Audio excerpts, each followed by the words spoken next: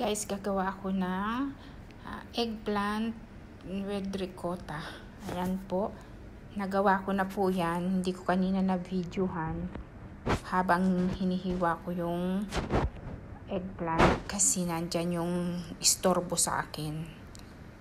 Pakialamera kasi yung aking amo kaya hindi ko na videohan. Ayan po. Ayan ang ginawa ko. Yung sa ibabaw po niyan, fresh mozzarella cheese at saka parmesan. Yung red sauce niya, yung sa bottle siya binibili. Yan po ang ilagay ko dyan. Ino-oven po yan. Ayan, in-oven ko na po yan. Nagmi-melt na yung yung mozzarella. Ayan. Pag brown na po siya, luto na yun. Ayan po, brown na siya, luto na siya. Masarap po yan guys, try nyo. May basil siya sa loob kasama nung ricotta.